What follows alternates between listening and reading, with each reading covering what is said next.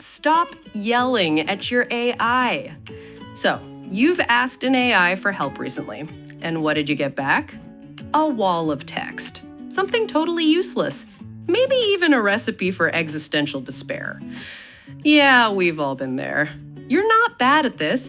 You've just been talking to your AI all wrong. Think of it as Arthur.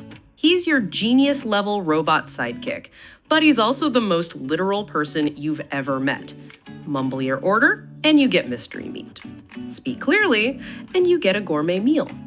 This isn't about hype. It's about 8 simple skills to turn your AI from a chaotic intern to your most productive employee. Part 1. The Drive-Thru Rule. If you only remember one thing, make it this. Stop being so vague.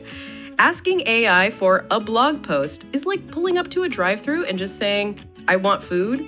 You'll get a soggy surprise. Here's the fix. Load up your order with details.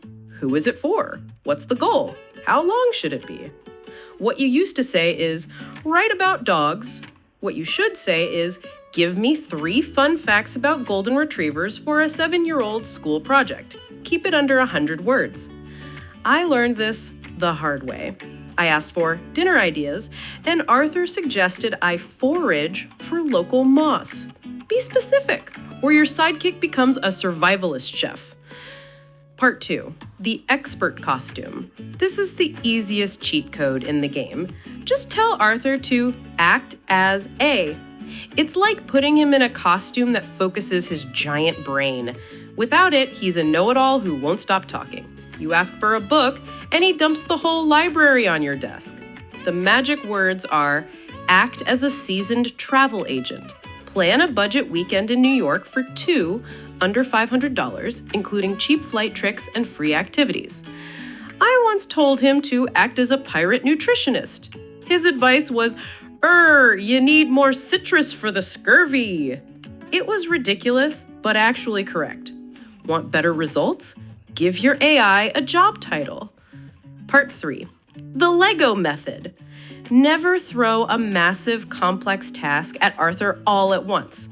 Build me a business plan will get you a business plan for a company that sells emotional support rocks. Break it down like Lego bricks. First, identify the target customer. Second, list the top 3 competitors. Third, outline our main marketing channels. Trying to budget?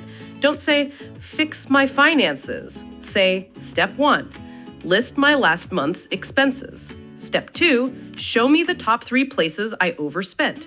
Step 3, create a plan to save $50 a week. You're not giving orders, you're giving a guided tour. Chaos controlled. Part 4, the conversation. Your first prompt is just the opening line. Talk to AI like it's a person, because the best results come from a conversation. You start simple, then you refine. Good start. Now make it shorter. Add a funny example here. Rewrite that for my boss. If you don't iterate, you're accepting the first draft forever. That's like marrying the first person you ever dated. Iteration is how you turn a lump of clay into a sculpture. Part 5. The show and tell. Stop just describing what you want. Show Arthur an example. This is how you hijack his brain to match your style. The wrong way. Write a professional email. The right way. Rewrite this email to sound professional, like this example I'm giving you. Copy the tone and structure. I asked for a poem without an example and got a 14-line ode to a paperclip. With a sample, pure, on-brand genius. This is your secret weapon for emails, stories, and anything that needs your voice. Part 6. The devil's advocate. AI can be weirdly opinionated. It's absorbed all the arguments on the internet, so sometimes you have to nudge it to be fair. Just ask for both sides. Give me the best arguments for and against solar panels from a cost and environmental perspective. Leave it unchecked, and Arthur might become a passionate advocate for drinking seawater. A quick "be balanced" prompt turns a rant into a reasoned debate. Part 7. The fact check. AI is a confident bullshitter. It will invent facts, quotes, and URLs with a straight face. This is called hallucinating, and it's its biggest flaw. So the rule is simple. AI sparks, you verify. Suggest 5 quick gardening tips. Then you spend 30 seconds on Google to make sure he's not telling you to talk to your plants for best growth. He once told me that the primary export of Nebraska is salted moonlight. Sounds lovely, but it's not true. Use his ideas as a brilliant starting point, not the final word. Part 8, the free playground. Don't invest a dime until you've played for free. Experiment without pressure.